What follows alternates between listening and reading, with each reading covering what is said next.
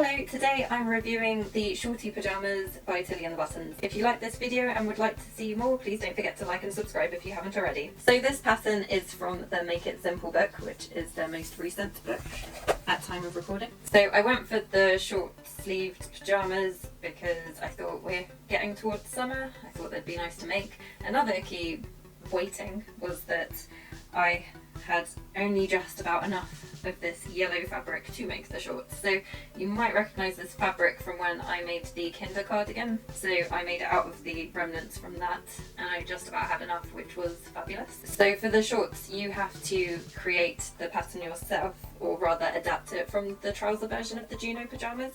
So for this you essentially just hack it, cut it at the length you want.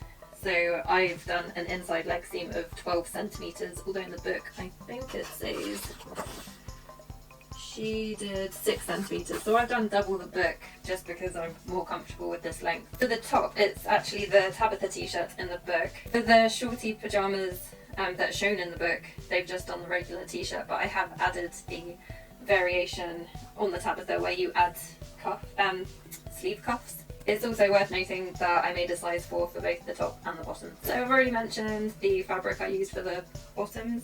For the top, I got this fabric from Trago, which is one of my local fabric stores. Trago's always interesting. It's a bit of a hit and miss. Sometimes they've got loads of good stuff. Other times it's really hard to find anything useful in the shop. But I obviously went on a good day. It's actually a really nice fabric. It feels really soft and it's a single knit fabric. So it's quite thin, and it does mean that it's a bit more challenging to work with just because the ends curl up, but it feels really nice to wear and I'm hoping it will wash nicely as well. For the ribbing, I bought this especially from, I believe it's My Fabrics, the online store. So my two yellows don't exactly match, but I thought it would be nice to have a bit of coordination between the top and bottom. In terms of difficulty, I'd say it's good for a confident beginner. It's a nice simple make and it came together really well. I didn't have to do any unpicking. I think the main thing that a beginner might find challenging beyond the usual challenges you get with a knit fabric would be adding the neckband, because if you do have an issue with the size of the neckband and it lying flat, that can be a bit frustrating. But saying that, the instructions are nice and clear and do guide you on that. Something I did do on this, which probably added on a bit of time, is I did machine tack the neckband on first just to make sure that it was the right size, just because I tend to use my overlocker after that when I'm happy with the fit, and it would be a lot harder to unpick if it was incorrect. In the same light, the waistband is attached similar to the neckband in the sense that you kind of identify you quarter the elastic and then you match it up with the seams on the shorts, and then you need to stretch it gently to attach. With these as well, you then fold over to encase the elastic on the inside, and then you have to stretch it a bit to then do a zigzag or twin needle it to stitch it in place.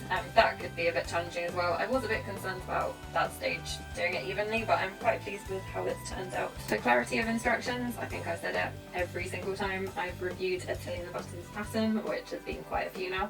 It's really clear and nice to read. So in this book you do have a checklist set of instructions, which is a much more shorthand version, and you also have the much more detailed longhand instructions. For the trousers I actually followed the longhand instructions, but for the top I followed the checklist. Both were nice to follow. For the checklist version with the top, I did every now and then look at the more detailed instructions just to double check I was doing everything the way I thought I should, so that was useful. The design and fit, I'm pretty happy with that because it tells you how to measure out the elastic for your own measurements. It obviously means that you get a nice comfortable fit. The elastic for these feel fine, so that seems to have done the trick. As you're drafting the shorts, you get to choose the length, so that worked out nicely. So I've cut these at a length which I'm comfortable with, and also that I could get out of the fabric remnant that I had. I really like the cuff band on here actually. I think it just, as I mentioned, it adds a bit of colour to this otherwise quite white t-shirt, and it goes in nicely with the shorts. Beyond that, I'd say this is quite a simple plain t-shirt, so it's a good staple if you like wearing t-shirts.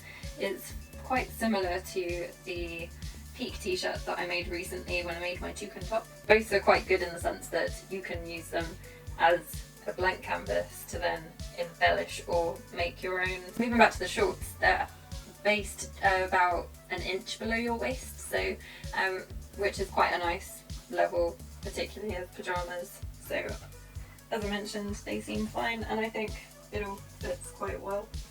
The time taken, the book suggests 50 minutes for cutting out, including drafting the pattern for the shorts. For me, it took more like an hour and a half. I have mentioned before, I'm quite slow at cutting out. One thing that might have made it a bit longer for me was because I was using a remnant piece of fabric. I couldn't cut on the fold for the shorts. I had to cut each piece separately. Again, it probably didn't take me an extra 40 minutes to do that. I think that is just, I'm slower than the average speed of those who decided on the time for the book. The sewing time, it suggests 2 hours. It took me 3 hours. I did add the cuff band on here, so I guess that added a bit of time potentially, although you still would have had to have pressed up and stitched the hem, so I'm not sure how much time it would have really added. I did add that extra step of tacking the neckband on as well, so potentially that might have added on a bit of time. Again, I don't think it really will have added quite as much time. Again, I don't think it's quite a whole extra hour, so I think it's just that I'm a lot slower than the book suggests. But hey, as I mentioned before in my Bertha cardigan review, it might be that you get quicker the more times you make up these patterns. So overall, I'm really happy with these. I haven't yet worn these as pyjamas, so I guess that will be a proper test on how comfortable they are, but because they're made out of a knit fabric, I'm expecting them to be pretty nice to wear. I'm thinking of adding a bit of hand embroidery to the top just to add a bit more detail. From making this top for the pyjamas, I think I would have another go at it on making just a t-shirt to wear every day as well. As I mentioned, both this and the Peak t-shirt are really good ones for, creating your own top. That's it for today. Thanks for watching.